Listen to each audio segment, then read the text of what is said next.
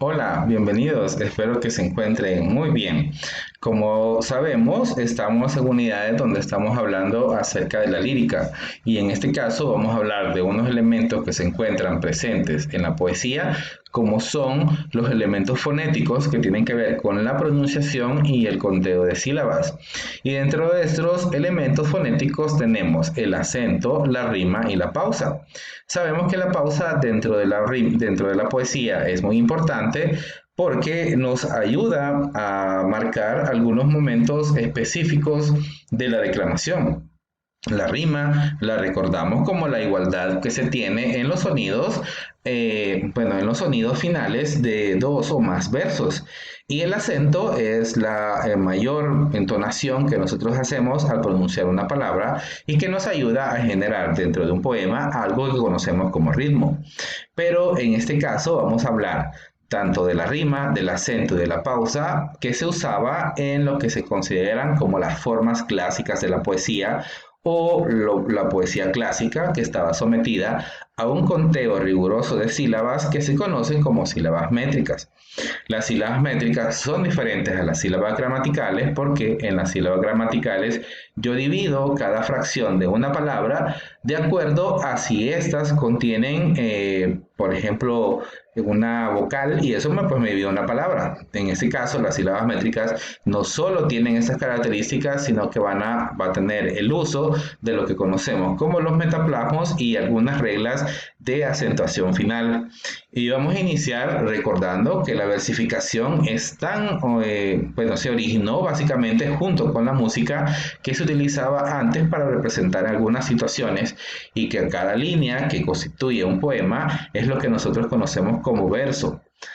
A partir de eso vamos a ver que para nosotros tener versos que tengan exactamente la misma medida, porque en estos versos clásicos vamos a ver que estos están sometidos a tener una medida rigurosa, se utiliza este recurso que se conocen como los metaplasmos. Recapitulando lo que les decía, las sílabas métricas no coinciden con las sílabas gramaticales debido al uso que se hace de los metaplasmos o modificaciones en cómo suenan las palabras. Y dentro de los recursos que tenemos dentro de los metaplasmos, tenemos primero a la sinalefa, que esta consiste en la unión en una sola sílaba de una vocal o de las vocales finales de una palabra con el inicio de la siguiente. Con la sinalefa nosotros la usamos para fundir en una sílaba dos sílabas con estas características, sílaba final y sílaba vocal inicial. Se unen en una sola sílaba para lograr el conteo de una métrica perfecta. Por ejemplo, en este que tenemos acá, vamos a ver que dentro de las sílabas gramaticales tenemos 8, 9, 8 y 9. Para enseñar cómo es el conteo de sílabas métricas, lo que vamos a hacer es una pequeña separación de esos versos justamente de esta manera. Y entonces yo digo eran, ahí van dos sílabas, eran, otra, más, decimos, aquí sería la separación, eres, los, ahí estamos bien, luego decimos acá sería otra separación, cañales, 8 sílabas, y contamos, ¿verdad? 1, 2, 3, 4, 5, 6, 7, 8. Entonces las sílabas métricas en este caso serían 8 igual que las gramaticales. Pero vamos a ver la diferencia en el segundo verso donde vemos que tenemos 9 sílabas. Y las contamos de esta manera, que sería una, yo sería la otra, que estamos ahí viendo, luego decimos con, que sería con, sería hasta acá, con, la, va, un, día, en ese caso, que día es una palabra que tiene un hiato, la tilde que está separando esta palabra en dos, y por eso al contarlas yo puedo ver que tengo 1, 2, 3, 4, 5, 6, 7, 8 y 9 sílabas. Estas son sílabas gramaticales, pero yo utilizo la sinalefa que decíamos que era unir, fundir en una sola sílaba el final de una palabra que terminaba en vocal con el que la iniciaba y entonces decía contemplaba y la fundo en una sola sílaba y al hacer eso voy a contar y decimos 1, 2, 3, 4, 5, 6, 7 y 8. Y ya tenemos 8 sílabas. Lo mismo pasaría en la siguiente oración, que voy a utilizar esa misma sinalefa para lograr el conteo de las 8 sílabas métricas que necesito para conseguir la métrica perfecta. El siguiente recurso que tenemos como los metaplasmos es la sinéresis, y esta consiste en la fusión en una sola sílaba de dos vocales que tienen en ese caso un hiato. Sabemos que el hiato lo cuento como sílabas separadas, pero en este caso la sinéresis la va a unir en una sola sílaba para lograr el conteo perfecto. Aquí veo que tengo 4 versos, hay 4 de esos versos que tienen 8 sílabas. El segundo verso tiene 9 y vamos a ver cómo utilizar en este caso pues la sinéresis. Sería tran, sa, 2, 3, 4, aquí tenemos 5, tenemos 5, tenemos 6, 7, 8, contamos, 1, 2, 3, 4, 5, 6, 7, 8, 9 sílabas. Aquí tenemos el hiato que está tildado, pero también tenemos otro hiato que se encuentra en poesía, que recuérdense que los hiatos se forman cuando tenemos dos sonidos abiertos o dos sonidos cerrados. En este caso tenemos dos vocales cerradas, pero utilizando la sinéresis yo voy a unir estas sílabas que era un hiato en una sola y vuelvo a contar, y entonces tengo 1, 2, 3, 4, 5, 6, 7, 8. Y ahí logro nuevamente la métrica que estoy siguiendo. Luego tenemos otra división que en este caso la hacemos con la diéresis. La diéresis nosotros la conocemos porque son los dos puntitos que colocamos sobre una vocal, generalmente la U, para indicar que esta tiene sonido, como en el caso de pingüino, ¿verdad?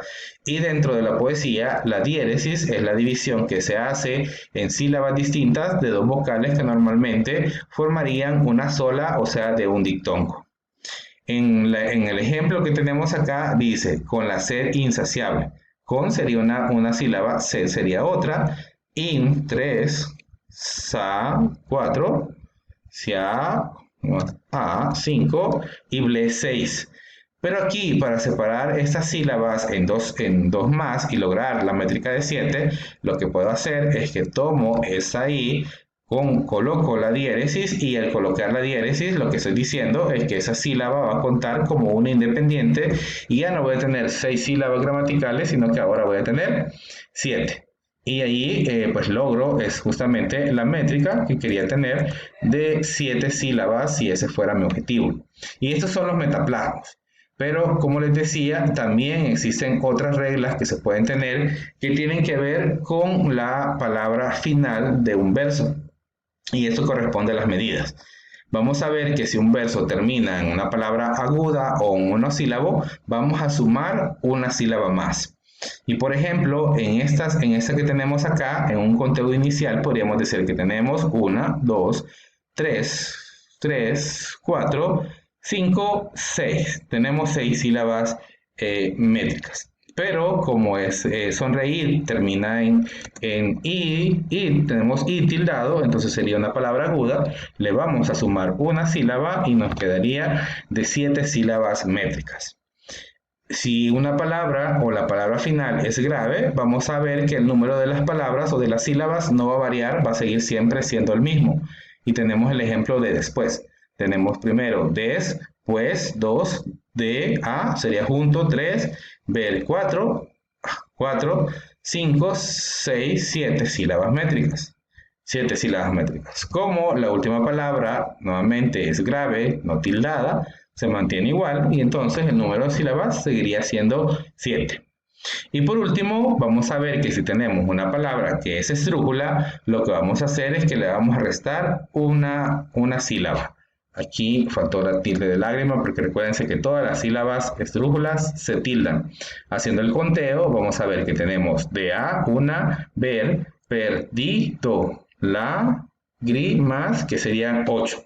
Tenemos 8 sílabas gramaticales, pero como lágrimas es esdrújula, le vamos a restar 1 y vamos a poner aquí menos 1, entonces nos quedaría que esto va a ser 7. Entonces aquí tenemos 3 versos que tienen exactamente la misma medida. Hablando de la pausa, vamos a ver que la pausa métrica es la pausa o descanso que se hace entre los diferentes versos, al final de los versos, cuando estos son muy largos, aunque existen otras pausas que se conocen como la cesura, que esta la encontramos en unos tipos de versos que conocemos como versos alejandrinos, que tienen 14 sílabas, y que se hace justamente al medio de esos versos. Por ejemplo, decimos, la princesa sería 1, 2, 3, 4, 5, 6, 7, 8, 7, la cesura quedaría justamente acá. Esa parte o esa pleca nos estaría indicando la cesura y este verso quedaría dividido en dos partes iguales de 7 versos y 7 versos que conocemos como hemistiquio. En el segundo ejemplo volvemos a contar y decimos 1, 2, 3, 4, 5, 6, 7. Nuevamente, hasta aquí escapan, sería la mitad, la parte de la cesura, que dividiría esos dos versos en los dos hemistiquios. Recuérdense, esto pasa únicamente con los versos que conocemos como alejandrinos de 14 sílabas. Por último, vamos a recordar acerca de la rima y sabemos que la rima es la coincidencia que se da en los sonidos en los que terminan dos o más versos a partir de la última sílaba acentuada y que estas rimas pueden ser tanto consonantes como asonantes.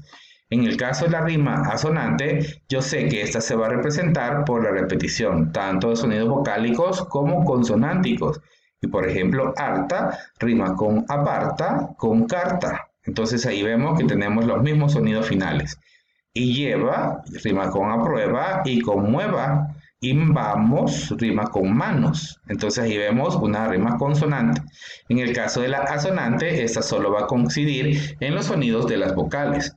Y decimos que aguacero rima con recuerdo porque las dos llevan la E y la O como sonidos finales, aunque están entre consonantes diferentes. Igual que corro y otoño repiten el sonido de la O, aunque los sonidos consonánticos son diferentes. Espero que el contenido de este tema les haya quedado claro. Recuerden siempre la importancia de tomar sus anotaciones, de formular sus preguntas para que en una próxima ocasión estos pueden ser resueltos. Gracias por su atención.